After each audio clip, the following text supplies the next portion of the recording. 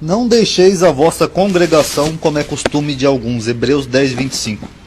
Esse é um versículo, que muitos pastores hoje em dia, principalmente de igrejas menores, eles utilizam, para dizer que os fiéis não podem deixar a igreja. Agora vamos ver como tudo começou.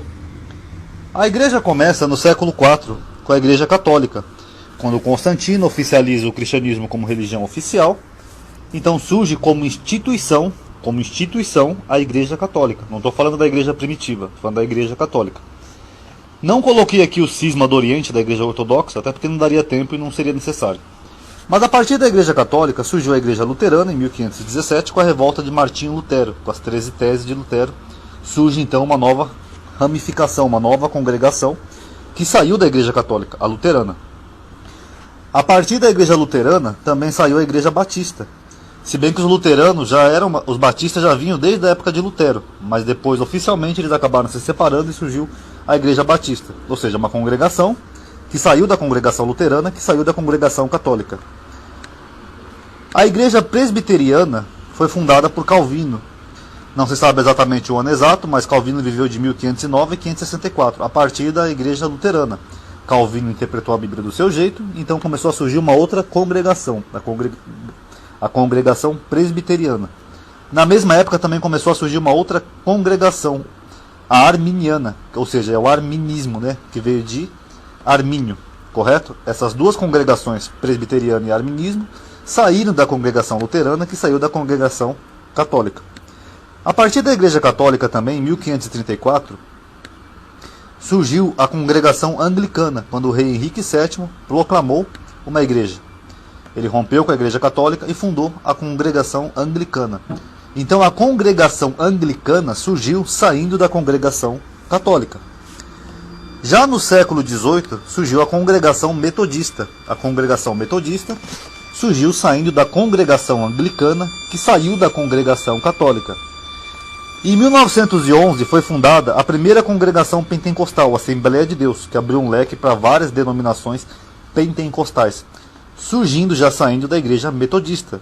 Uma pessoa se revoltou com alguma coisa da igreja metodista ou não concordou com algo, saiu desta congregação e formou a congregação pentecostal. Um ano antes, em 1910, tinha sido formada, sem surgir de nenhuma dessas outras, a Congregação Cristã do Brasil, que foi formada por italianos, ok? A partir da Assembleia de Deus e dos pentecostais começaram a surgir outras congregações. Cada um que não concordava com uma coisa saía e formava a sua própria congregação. Aí em 62 surgiu a congregação Deus é Amor. Em 1977, o Edir Macedo funda a Igreja Universal, que já saiu dessa congregação pentecostal. Os bispos, a bispa Sônia e o bispo Hernandes fundam a Renascer e o cunhado de Edir Macedo funda a Igreja Internacional da Graça de Deus. Recentemente, saindo da Igreja Universal, o apóstolo Valdomiro fundou a Igreja Mundial. Ou seja, essas três congregações, a Renascer, a Internacional e a Mundial, são três congregações que deixaram a congregação da Igreja Universal, que saiu da outra congregação, que saiu de outra. E hoje em dia, muitas pessoas revoltadas com essas igrejas começam a fundar as suas igrejas.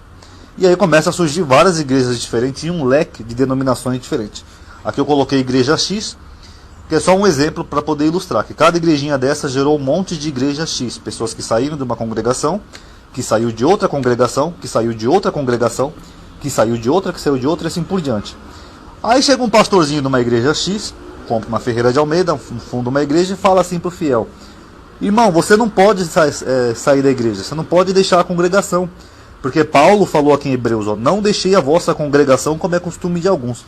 Peraí, mas o pastor dessa congregação, ele já saiu da outra congregação da Igreja Mundial, que saiu da Igreja Universal, que saiu da Igreja Deus e Amor, que saiu da Assembleia de Deus, que saiu da congregação metodista, chega a dar até um trava-língua, que saiu da Igreja Anglicana, que saiu da Igreja Católica no século IV.